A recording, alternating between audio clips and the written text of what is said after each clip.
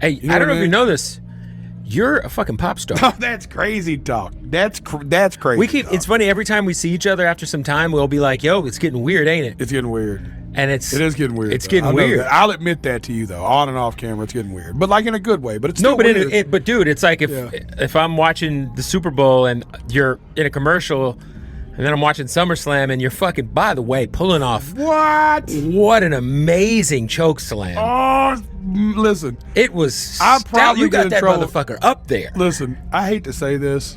I'll get in trouble for just saying this. I've had one of the best years ever. If I have a #1 album this week, I've had a #1 album, Saturday Night Live. I mean, I was invited to the Grammys for the first time this year. This is all this year. And I'm turning 40. 40. I'm going to be 40 this year.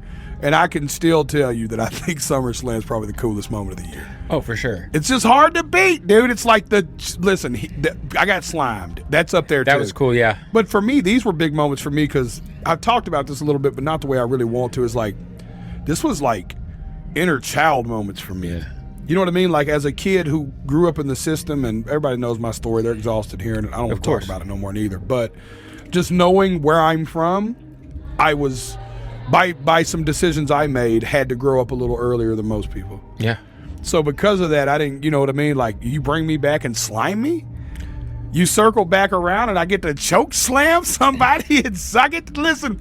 And they brought me in full face. Right. A-Town down straight. under, just yeah. healing off, just doing what they do best, just Grayson and Austin just wilding people up. And I get to come in with a chair shot. And then listen, here's the shoot on it. I shot on it a little bit with Logan, but here's a real shoot on this too, Kev. Austin Theory's a hero in this. Grayson's a hero in this. Miz, R-Truth.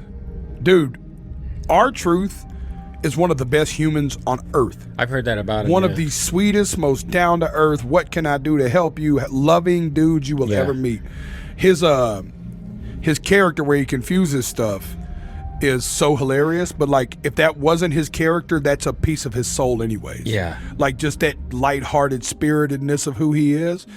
And I realized really early when I was working with all of these dudes that they were doing everything they could to make me look as good as I could. Yeah, that whole Jelly Roll spoof he had, it kind of set you up. Like I've like that first appearance you did, and he had the jelly. Like, it's so good, dude. It's like, it was cool, man. So like that, watching them rally, and when you realize that, it gives you a whole new respect for wrestling.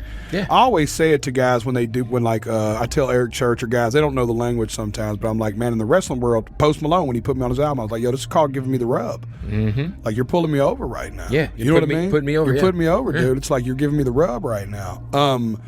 And I realized that's why that business has stayed big for so many years. I wish music would steal that from them. The idea of constantly trying to pull people, get people over. Help put people over. Constantly trying to put people over, constantly trying to give people the rub. Like watching. I think Drake did that for a long time. People, Because even in Austin's shoes, his idea was like, I know I'm taking a bump here. And listen, Austin is a world-class wrestler. He has no business allowing an overweight musician choke slamming him on SummerSlam. You got him up there, man. You know what I mean? He sold it too. But it's in his mind, it's like, no, this is what's best for all of us in this moment. Mm-hmm. Because if we all do this right, this clip could be big for all of us. This could be big for the entire wrestling world. Yeah. This could be new eyeballs on wrestling. This is how they think of every decision they make back in those locker rooms.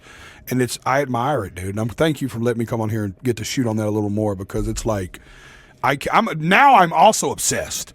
I am ready to put a ring in the backyard. Yeah, I ran into you at Rumble in Tampa. Yeah. I was just there hanging. Yeah. Remember, we were both just there. You was with your son. Yeah. We were just there on some now I'm a fan, whatever dude. stuff. No, it's great. It's interesting to see. That's something else I'm proud of.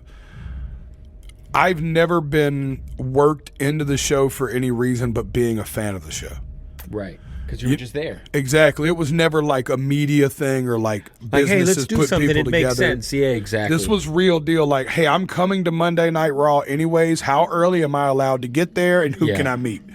And then when I'm there and they see that I'm such a fan, they're like, man, we should work this dude into the show. Have you become friends with Randy's the homie. So Randy, I just met him, but he's just immediately was like, oh, I love this. Let's do this.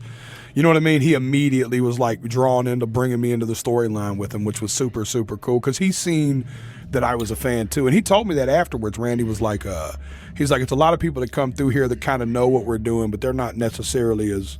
He's like, man, I admire the grace you showed back here, like the respect. 'Cause, I mean, I walk around that thing about hat off, like, yo, I have a lot of respect for what they do back there, man. Huge fucking wrestling fan, Kev. Huge wrestling fan.